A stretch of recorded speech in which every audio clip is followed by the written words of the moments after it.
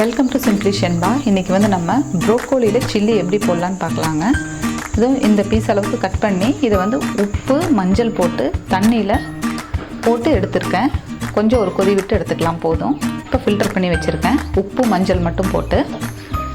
அதுக்கு முன்னாடி சிம்ப்ளிஷன் பா சேனலை சப்ஸ்கிரைப் பண்ணாதவங்க சப்ஸ்கிரைப் பண்ணிடுங்க, கூடவே பெல் பட்டனையும் ப்ரெஸ் பண்ணிடுங்க. இப்போ வந்து இதை நம்ம எப்படி செய்யலான்னு பார்க்கலாம். இப்போ இது கூட இஞ்சி பூண்டு பேஸ்ட் எடுத்துருக்கேன், ஆட் பண்ணிக்கலாம்.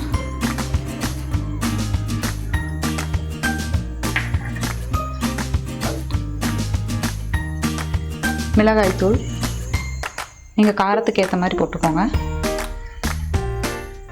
கார்ன்ஃப்ளவர் மாவு 2 ஸ்பூன் எடுத்துருக்கேன்.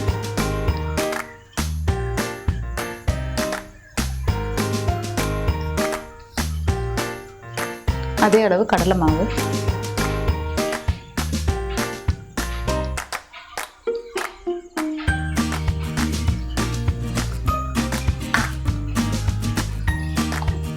உப்பு. நம்ம ஆல்ரெடி இதை வேக வச்சப்போ கொஞ்சம் உப்பு ஆட் பண்ணியிருக்கேன்னா, அதனால் இப்போது லைட்டாக கொஞ்சம் ஆட் பண்ணிக்கிறேன். இது எல்லாத்தையும் நல்லா கலந்து விட்டுடுவோம்.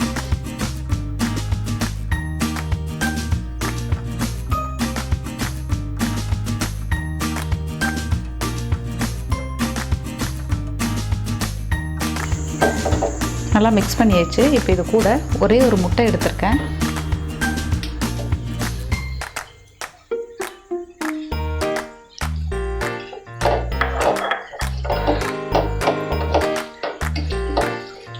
நல்லா மிக்ஸ் பண்ணிட்டோம் இல்லையா? இதை வந்து ஒரு 1/2 hour ஊற வச்சுடுவோம். அதுக்கப்புறம் இதை நம்ம பொரிச்சு எடுத்துக்கலாம். இப்போ 1/2 hour நல்லா ஊறிடுச்சுங்க, நம்ம இங்கே பொரிச்சு எடுத்துக்கலாம்.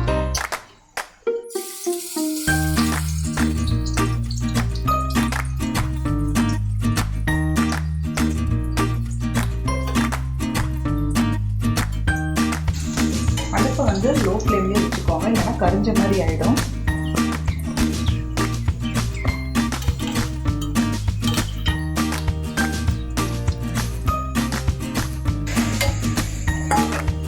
இப்போ பாருங்கள், நல்லா வெந்துருச்சு. இனி வந்து நம்ம எடுத்துக்கலாம்.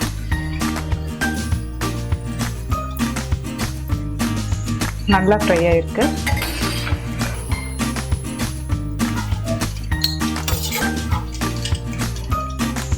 நம்ம மேக்ஸிமம் காலிஃப்ளவர்லேயே தான் இந்த மாதிரி போடுவோம். ப்ரோக்கோலியில் போட்டு பாருங்கள், நல்லா டேஸ்ட்டாக இருக்கும்.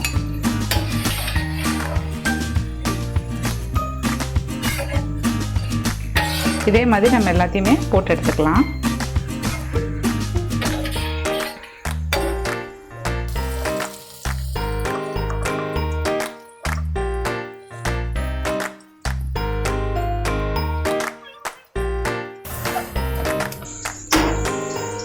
பாருங்க, எல்லாமே நம்ம பொரிச்சு எடுத்தாச்சு. ப்ரோக்கோலி ஃப்ரை ரெடி ஆயிடுச்சு. இப்போ இதுக்கு மேலே வந்து நம்ம கொஞ்சம் லெமன் வந்து ஆட் பண்ணிக்கலாம்.